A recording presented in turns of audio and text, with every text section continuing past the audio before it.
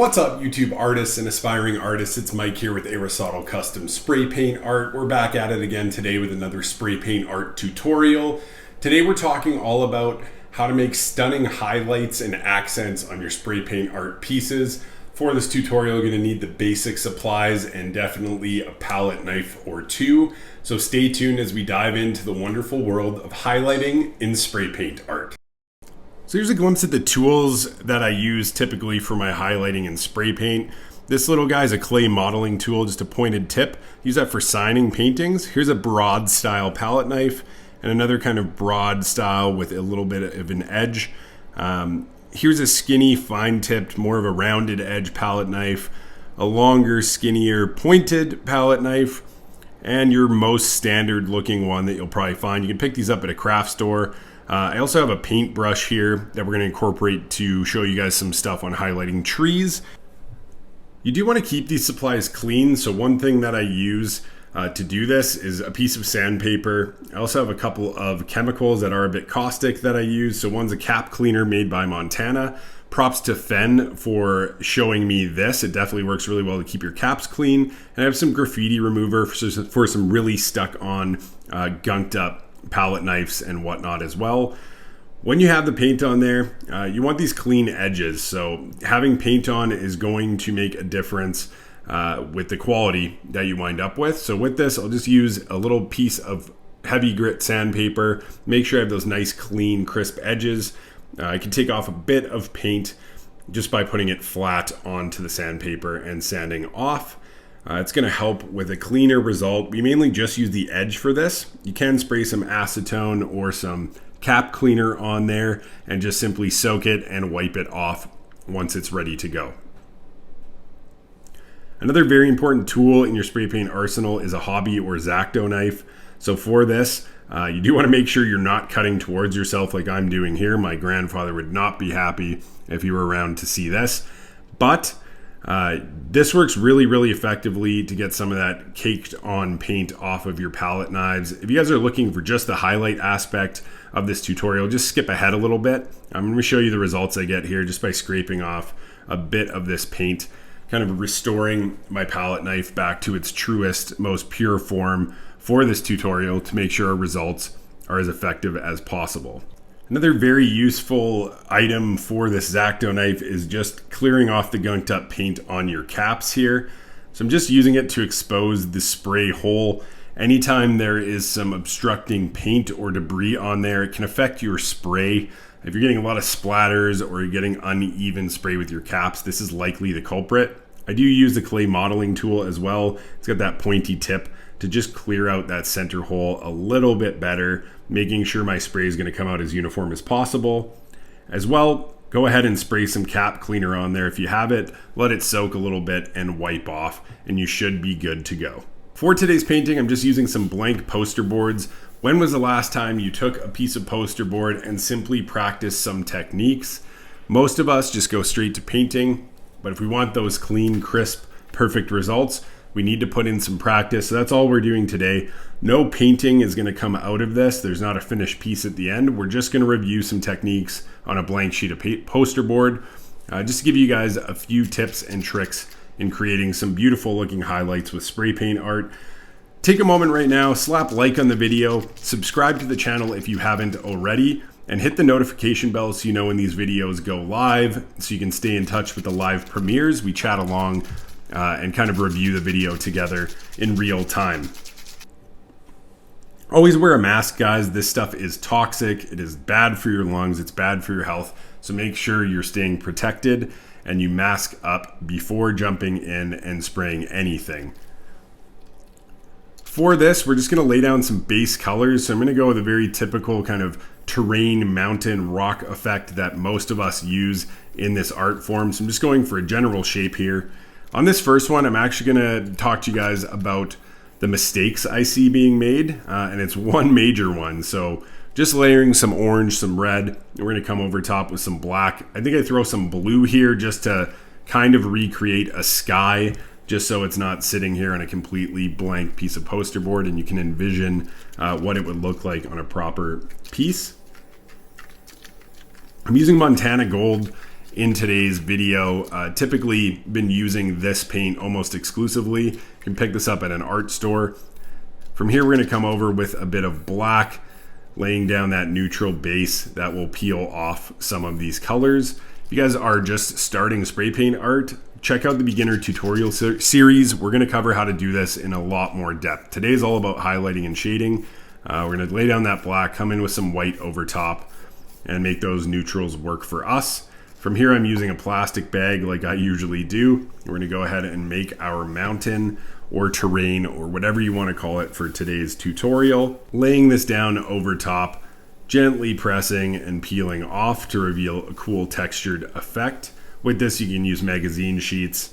You can certainly use this plastic bag technique. If there's anything else that you use, let me know in the comments below. With this, we're just gonna touch up the top edges here so we have something to work with. That black is gonna give us some of those shadowy, darker areas. Highlighting and shading go hand in hand. If you don't have shadows, it's really tough to have effective looking highlights. So make sure you have some shadowy effects. You can even go in and shade the bottom half of this terrain. Now we're gonna take this palette knife and I'm gonna show you guys what I see a lot of you doing, which is just etching an outline onto this terrain in a very straight, unvaried edge, and just kind of going in almost at random and throwing some highlights on here. As you can tell, it's not the most effective technique. It doesn't look super natural, and it gives that very kind of amateurish look you're all trying to avoid. Trying to step this up and get some better, more crisp, more realistic looking results. This is a technique you want to avoid. So the palette knife isn't just for making skinny, even lines. It's all about the pressure that you apply to it. So if you're using this technique with your spray paint art highlights, I encourage you to take a pause, watch this video, slap a like on here if you're enjoying it, and I'm going to show you the way that I make effective looking highlights. So we're just going to cover over this. Again, a very beautiful thing about spray paint art is we are not stuck to the results we get. We can paint over things, rework them, and try again. So here we're going back in with those colors, going over top with that neutral black. That's going to help give us some shadow and some variance in the texture of the formation that we're making. Coming back in with a bag. You do want to use a clean side of this bag every time. So for this, I'm simply flipping it inside out. I'm wearing gloves. I'm not worried about getting paint to my hands, but I don't want that paint to go back onto my painting. So fresh edge, laying it down here and peeling off, revealing those dark spots. That's going to be a key to what we're trying to accomplish here today. So make sure you layer black over top or some dark neutral before going on to this next step. Anytime your paint gets stuck or sticky, make sure you use some clear coat. I'm just using Rustoleum brand clear coat. For this, most of you are just etching in that thin line. So using the point of the palette knife and just drawing those uniform lines. Stop doing that and really focus on the pressure that you push down. I'm trying to show you here on my hand.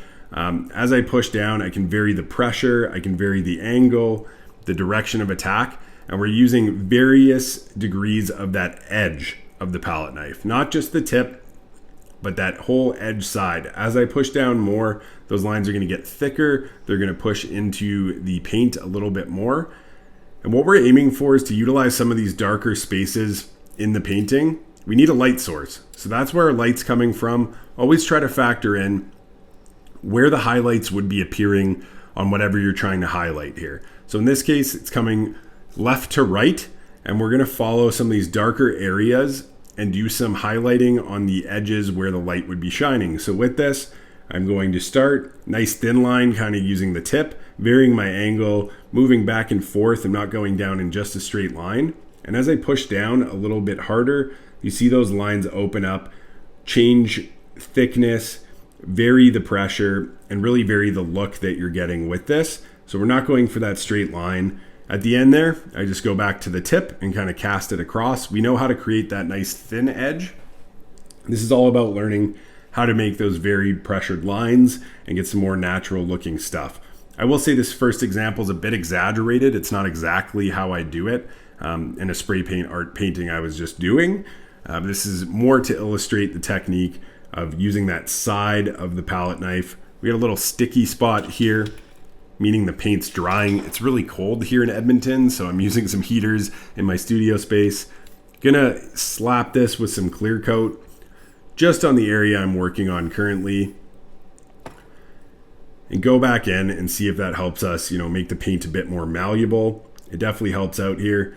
So I'm just going across, varying the pressure, varying the degrees I'm pressing down, and that's going to vary the thickness and variation of those lines.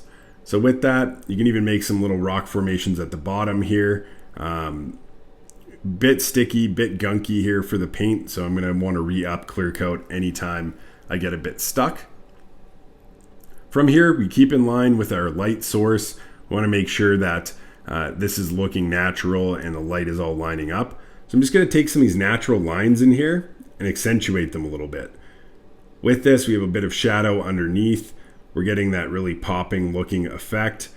Keeping in mind, it's not just the outer edge of the terrain we need to highlight. Rocks are going to have lots of angles, lots of varying kind of places that jut out, and we want to make sure that we're creating that natural look. So look at some rocky terrain, look at some photos online, study where that light hits them and how that really works, and go to town with experimenting. I highly encourage you to grab a piece of poster board and simply practice along, kind of like I'm doing here. We're going to cover a lot in today's tutorial. Hopefully you guys are enjoying so far. That being said, the next section is going to be a little bit further along. We're just going to finish up here with this one area of practice. So you're going to see me just kind of trace in, leaving some of those shadowy, blacker areas and give that kind of cool, varying look to this terrain here.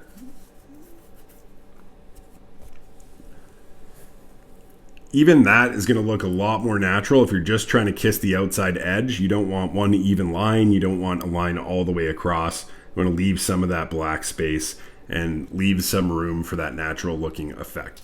This next section, same thing, laying down some yellow, orange, and red. We're going to ignore this middle color area. We're just going to fill this whole section in with black. So all we need for this is those outer terrain areas. We're going to kind of remember where they sit in the painting, so we can go ahead and peel off those areas. Again, I abandoned this center colored area with the purple, red, and green, so just kind of ignore that. Just to practice today, just using some pieces of poster board to go through and hone our skills a little bit further. I'm gonna grab another plastic bag here, a nice clean one, and go ahead and pull off some paint around the edges where our orange, red, and yellow were sitting. Once we've done that step, I'm going to add a light source. So again, this is all about highlighting. We want to know where our light's coming from. I'm just using this as a point of reference, and really this light's going to hit a lot of these spaces. We do want some shade to go along with our highlighted areas. So I'm using this Montana transparent black to go in and just soften up those edges where the light would hit this the least. So you'll see that build up a little bit. It's a really subtle effect. We do want that color to still be there in the foreground, making sure it's popping, but we're just going to go add a little bit of shading to contrast against our highlights.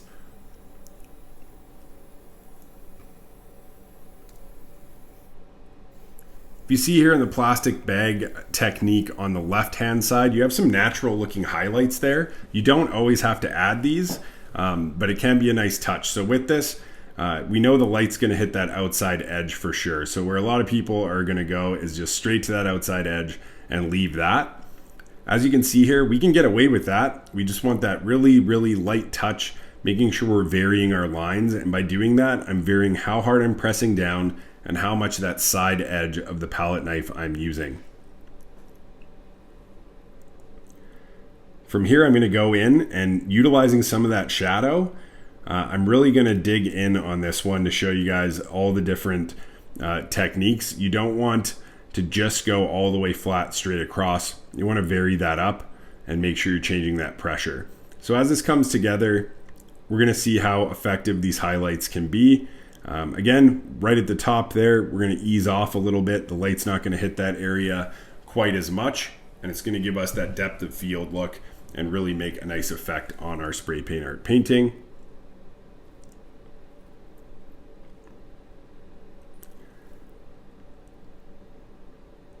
going to come in this bottom area here, giving a multi-dimensional look to this. That's not just one solid rock terrain, but a few different areas of kind of rocky highlighted textures. Here we're coming up the side.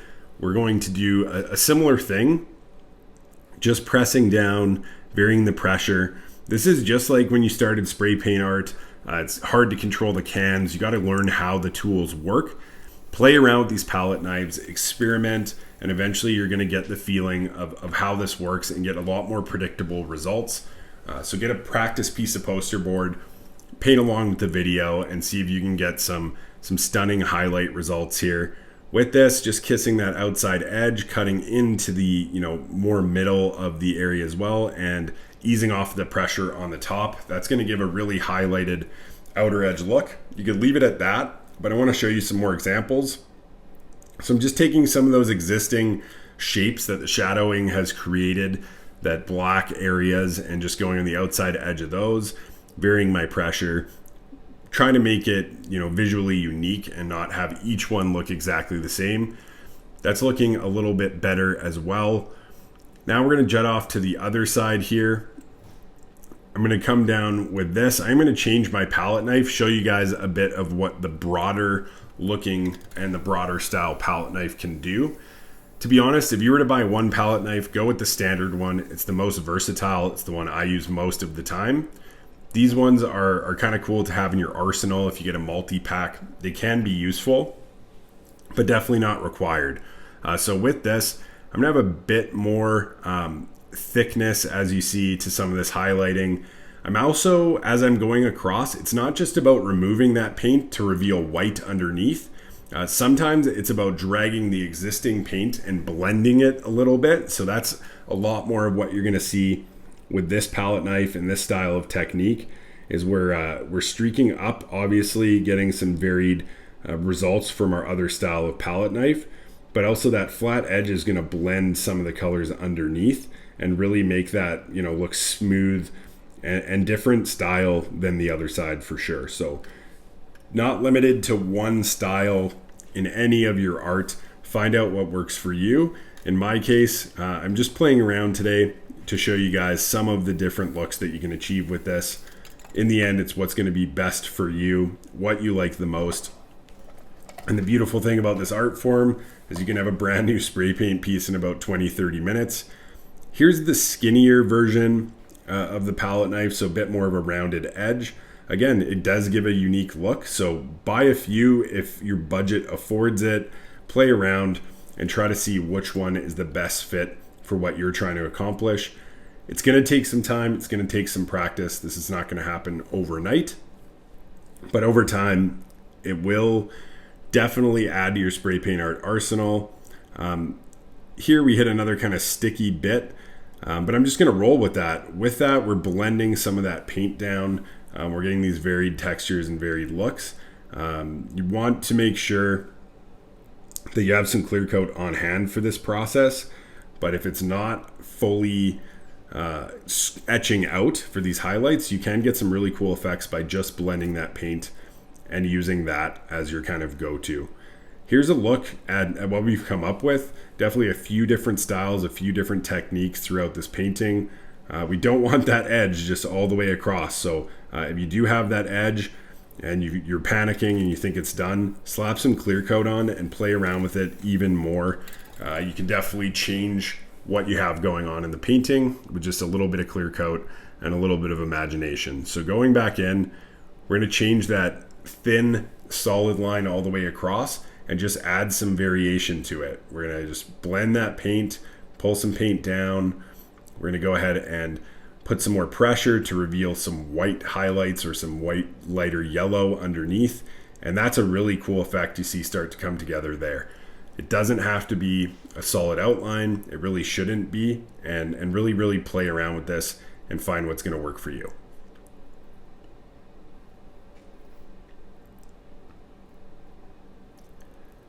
With this, I didn't like how bright that one area was, so I just went back and forth with a flat palette knife, blending that a little bit and making it a little more uniform and coherent, I guess, with the rest of the painting.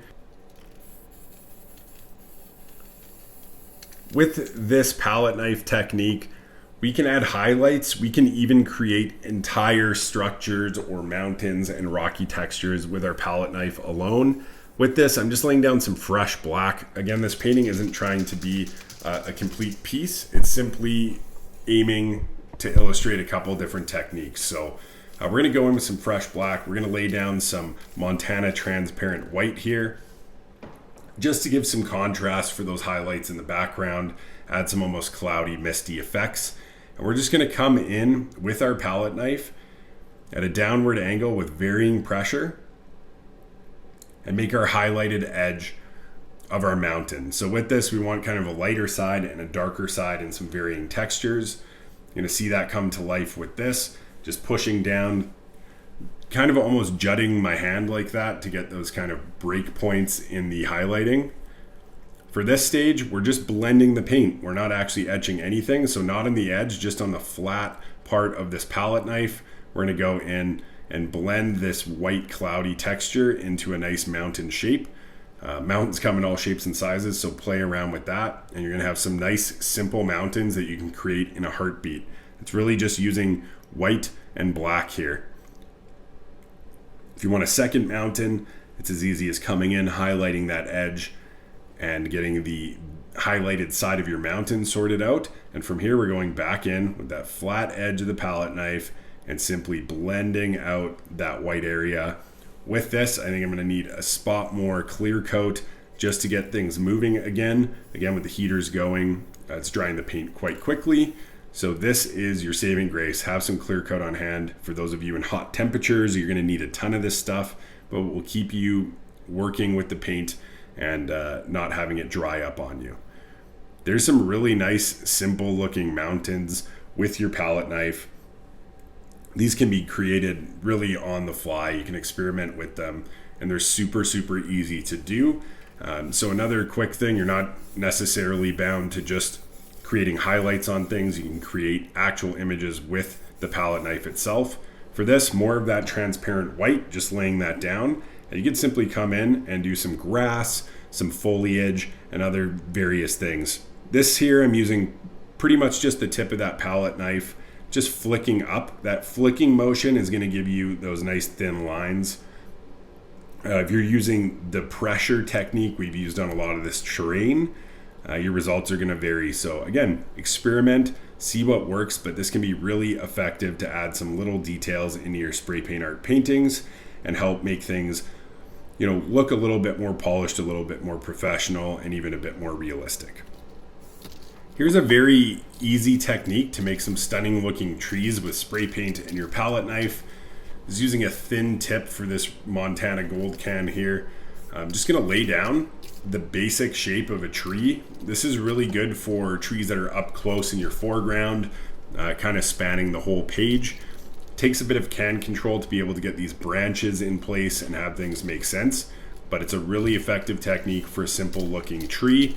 Just laying down that black outline of our general shape, and we're going to come in with this palette knife and create some bark and highlights all at the same time, making this tree come to life. So with that, the bottom side of the tree is going to be a bit darker. We're going to highlight the limbs a little bit first.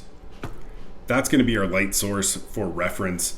Always want to know where that light's coming from so we know which areas we need to highlight. There's going to be light, there's going to be shadows, and really trees come in all shapes and sizes. There's no set way to do it. With this, as you get to the top here, you can use that flick technique to get that thin kind of wispy end to your branches. Just coming up and doing a little bit of a flick to make sure I get that nice thin line. With this, we're right back to our original method here. Again, spraying clear coat as needed to make sure we can move that paint around. You don't want to add too much, so start with a little and work your way up. With this, the bottom edge of this tree is going to be a little bit more dark than the rest. We're going to work our way up the most highlighted edge of this tree, varying how hard we're pushing down, using various degrees of the side of our palette knife for this technique.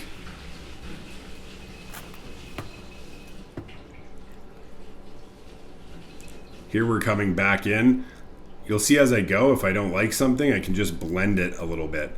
Scrape some paint off here, wipe your palette knife off periodically so you're not muddying your paint. But for this purpose, I'm actually, just going up, creating some white areas, coming back and pulling some of that black back up with it. So I'm using the edge of the palette knife for the highlights, and I'm using the flat part to blend that paint back in. It's a very simple little tree you can create in your spray paint art pieces, just like the mountains we created with solely our palette knife. It's really quick, it's really effective, and it gives a nice realistic look. Next up, we're gonna paint on a tree. So with that, I have a spray paint lid. I'm gonna spray and pool some paint into that lid. You'll see it kind of hanging out in that center cap. And I'm taking a fine tip brush here, and I'm just coating it in the spray paint. I'm gonna scrape some of the paint off the edge, and as you'll see, I got that nice little tip on here. Coming in, a general outline of the tree I wanna create. I'm gonna create the trunk and the base for the limbs. Adding paint, making sure it's not sopping in paint. You're gonna get some thick lines if you do that. Just like the palette knife, you're gonna push down to get thicker lines, and at the end, lift that brush up a little bit and do that flicking technique to get those wispy end lines. Just like the can control, just like the palette knife, a paintbrush is a whole different can of worms. Those are the different sizes of lines you can get just by varying the angle, the amount of paint you have, and the pressure you put on your paintbrush. So with that, working up, that nice little flick on the end gives us those wispy ends to our tree limbs here. And just really playing around, always kind of freestyling these trees, but you can get some pretty cool looking effects.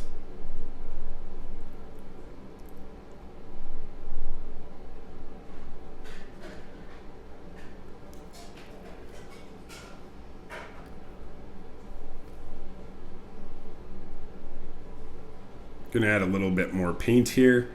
Again, using that wispy tip on the end of our brush with a more vertical angle of attack. And just gonna go in and do a few more detailed sections with some tiny, smaller limbs, just giving it a more realistic look.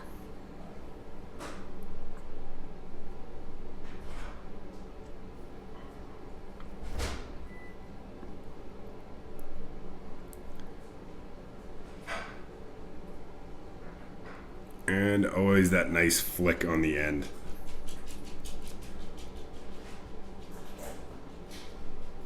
So that's good enough for today's purposes. If you don't want these brushes to go south on you really quick and be more of a one-use thing, make sure you clean them off while that paint is still wet. So with this, I'm taking a shop towel here, spraying some of this acetone cap cleaner on top, giving it a good soak. I'm just gonna go ahead and pull off this paint and really work it out. I could probably do a better job than I'm doing right now, just to give you guys a glimpse at how to take care of these brushes. You really wanna make sure as much of that paint is off as possible. So with that, get most of it off, go back in with another round of fresh cap cleaner, and you'll see a whole bunch more paint come off the paintbrush. Just making sure I can still work around those bristles, and you should be good to go with your nice little paintbrush. Next up, we're gonna go in and highlight this tree. To do so, making sure we have a bit of clear coat on hand, we're gonna spray down our limbs and our trunk of our tree. And we're just basically doing the same thing we did with the other tree. This one's a lot more fine detail. Those of you who have been highlighting with that thin line effect, this is gonna be pretty applicable here. So with that, you're going to want to use a bit more of the tip of the palette knife. You can vary a little bit in the trunks to make sure you have some different looking textures. But from here, we're just going to etch in kind of that outside line of each of these limbs, factoring in that same light source as our previous tree and making sure we can get a nice little result. Obviously, the splatter here is from cleaning our paintbrush. Lesson made, don't clean your caps or your brush or any of your equipment over top of something that you're working on. Luckily for us, it's just a practice painting today, so certainly not a big deal. With this, again, the control is going to come in handy as you develop it over time, and you're just doing that same kind of flick at the end to get those nice wispy looking areas and those smaller little limbs, just going along using less and less of the side of the palette knife as you go up and shifting more to just the tip, making sure that we can get fine little details in here, doing a bit of paint blending with our palette knife and making sure everything looks nice and uniform and realistic. So you're going to repeat this process for all the sections of your tree. Anywhere that light's going to hit, you're going to want to toss some highlights over top and really make your trees come to life. Sometimes a lot of us will do silhouette paintings where the front foreground area is just a silhouette. These highlights can be used on top of those to really make a more realistic looking tree and add some variation to your spray paint art pieces. Nice little flick, and even down to those smaller details, just going along the paint, flicking off the end and getting a nice looking limb for our tree.